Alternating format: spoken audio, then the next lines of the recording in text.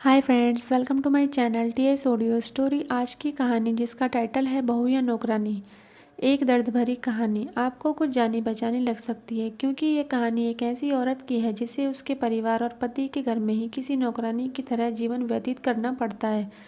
जानी पहचानी इसलिए क्योंकि हमारे देश में यही कहानी हर दूसरी महिला की है। इसलिए एक बार इस कहानी को पूरा सुने। पूरे 4 साल बाद अश्विन कनाडा से लौटा था। कनाडा में एक ब्यूटी प्रोडक्ट्स बनाने वाली कंपनी के लिए अश्विन काम करता था। अश्विन अपने देश अपने घर लौटकर काफ़ी खुश था। एयरपोर्ट पर उतरते ही अश्विन की नज़रें अपने परिवार वालों को खोजने लगी। जल्दी ही उसे अपने माँ बाप, भाई भाभी, बड़ी बहन और खुद की 3 साल की बच्ची भी एयरपोर्ट पर खड़े नजर आई। लेकिन उसकी नज़रें शोभा को ढूंढ रही थी। वो सोचने लगा, ये शोभा मुझसे मिलने आई क्यों नहीं, और ऊपर से उसने हमारी छोटी सी बच्ची को भी यहाँ भेज दिया। अश्विन एयरपोर्ट पे सबसे हंसी खुशी मिला। फिर उसने शोभा के बारे में पूछा तो उसकी दीदी बोल पड़ी, भाई वो घर पर ही है, तुम्हारे लिए खाना तैयार कर रही है। वह तो आज ही तुम्हारे आने की खुशी में काम करने लगी है, वरना वो कोई काम करती कहाँ है। अश्विन ने अपनी बेटी को प्यार से उठा लिया, लेकिन उसकी बेटी उसे देखकर रोने लगी। लाओ मुझे दो बच्ची को, वह तुम्हें काफ़ी दिनों बाद देख रही है ना, इसलिए पहचान नहीं पा रही होगी। कहते हुए दीदी ने बच्ची को अपने पास ले लिया। सभी टैक्सी में बैठकर अपने घर की तरफ रवाना हुए। अश्विन अपने परिवार से मिलकर खुश था, लेकिन ये बात कि शोभा उसे एयरपोर्ट पर मिलने नहीं आई उसे काफ़ी परेशान कर रही थी। वो सोचने लगा, क्या खाना बनाना इतना ज़्यादा ज़रूरी था, मुझसे मिलने से भी ज़्यादा ज़रूरी, और वो भी तब जब मैं 4 साल बाद वापस आया हूँ। इन्हीं ख्यालों में घर तक का आधा रास्ता बीत गया। अब उसकी बच्ची उसे देखकर रो नहीं रही थी, इसलिए अश्विन उसके साथ खेलने लगा। बाकी का आधा रास्ता भी खत्म हुआ और सब घर पहुंच गए। गाड़ी की आवाज़ सुन शोभा बालकनी में आकर खड़ी हो गई और अश्विन की तरफ देखने लगी। अश्विन भी जैसे गाड़ी से उतरा, उसने पहले दरवाजे की तरफ और बाद में बालकनी की तरफ नजरें घुमाई, जैसे वह शोभा को ही देखना चाहता हो। अश्विन से नजरें मिलते ही शोभा के चेहरे पर मुस्कान झलक पड़ी। अश्विन भी उसे देखकर हल्के से मुस्कुरा दिए। सभी घर के अंदर चले गए। शोभा सबके लिए पानी लेकर आई और सभी को पानी देने के बाद फिर से किचन में चली गई चाय बनाने के लिए। थोड़ी देर तक सभी परिवार वालों से बातें करने के बाद अश्विन शोभा को बुलाने लगा। माँ ने उसे बीच में टोकते हुए कहा, रहने दो उसे किचन में, थोड़ा काम कर लेने दे के बाद अपने आप आ जाएगी। तुम बैठो यहाँ मेरे पास, वैसे भी कहाँ ज़्यादा काम करती है वह। अश्विन यही बात दूसरी बार शोभा के बारे में सुन रहा था। अब उसने सोचा कि मेरे परिवार वाले मुझसे झूठ थोड़ी बोलेंगे। हर दिन नहीं होता होगा उसके इतना काम, आज थोड़ा सा ही करने देते हैं, मैं बाद में उससे बात कर लूँगा। अश्विन अपने परिवार वालों से बातचीत करने में मगन हो गया। एक के बाद एक रिश्तेदार और पड़ोसी अश्विन को मिलने आते रहे और शोभा को किचन से बाहर निकलने का समय ही नहीं मिला। सभी के लिए चाय बनाना, नाश्ता बनाना, यही करते करते शाम हो गई। शाम होते ही अकेली शोभा इस बड़े से परिवार का खाना बनाने में जुट गई। 2 घंटे बाद सभी परिवार वाले खाना खाने के लिए डाइनिंग टेबल पर बैठे थे, सिवा शोभा के। अश्विन चाहता था कि शोभा भी उसके साथ बैठकर खाना खाए, लेकिन फिर माँ ने कहा, अगर वह खाना खाने बैठ जाएगी तो सबको परोसेगा कौन। सभी के खाना खाने के बाद शोभा ने अकेले खाना खाया। रात को सोने के वक्त अश्विन और शोभा अच्छे से मिल पाए। अश्विन शोभा के साथ काफ़ी बातें करना चाहता था, लेकिन वह उसके चेहरे पर थकान और नींद अच्छे से देख सकता था, इसलिए उसने शोभा को परेशान न करने का फैसला किया और उसे सोने दिया। शोभा सोने ही वाली थी कि उसकी छोटी बच्ची रोने लगी, तो शोभा तुरंत उठकर उसे दूध पिलाने के लिए चली गई। अश्विन कब सो गया उसे पता ही नहीं चला। जब सुबह बच्ची की रोने की आवाज़ आने लगी तो अश्विन उठा और शोभा को पुकारने लगा। जब शोभा पास नहीं दिखी तो उसने बच्ची को चुप कराया और फिर से सुला दिया। अश्विन बाद में शोभा को देखने लगा तो शोभा उसे फिर से किचन में मिली, जो सुबह सुबह ही जल्दी उठकर घर वालों के लिए चाय नाश्ते की तैयारी में लग गई थी। अब अश्विन सोचने लगा, माँ और दीदी तो कहती थी कि शोभा ज़्यादा काम नहीं करती, लेकिन जो मैं देख रहा हूँ वो तो कुछ और ही है।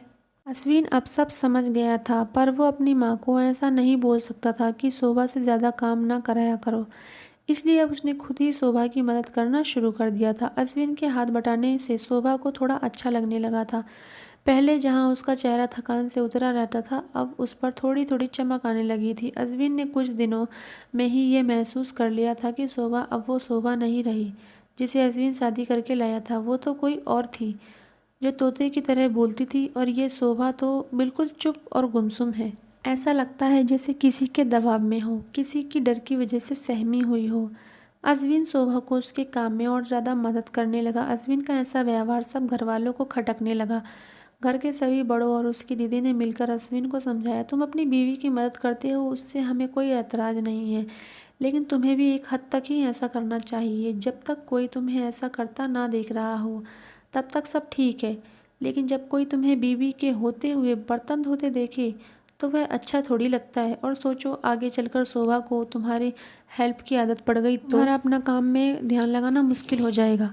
अश्विन हमेशा से ही अपने परिवार वालों की बात मानता आया था। जिस तरह से सबने अश्विन को समझाया था, अश्विन भी उनकी बातों में आ गया।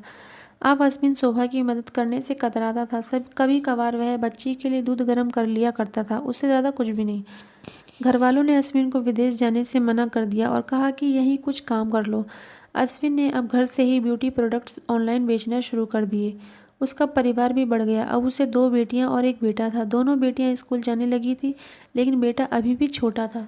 जितना अश्विन कमाता था उतना सबके लिए काफ़ी ना था। काफ़ी सोच विचार करने के बाद अश्विन ने यह फैसला किया कि वह अब शोभा के साथ शहर में जाकर रहेगा, जहाँ पर शोभा भी काम कर पाएगी और वह घर से ही अपने ब्यूटी प्रोडक्ट्स बेचना शुरू कर रखेगा।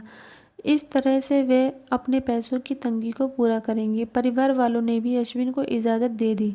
अश्विन चाहता था कि माँ भी उसके साथ रहे, लेकिन माँ को शहर में आना मंजूर न था। माँ बड़े भाई बहन के साथ रहने लगी। शहर में अब शोभा नौकरी करती और अश्विन घर से ही ऑनलाइन प्रोडक्ट्स बेचता। कई साल ऐसे ही बीत गए। वह घर का काम और बाद में बाहर का काम करके पहले से भी ज़्यादा थकी थकी रहने लगी। परिवार वालों की अश्विन के दिमाग में डाली बातें अभी भी उस पर असर करती थी।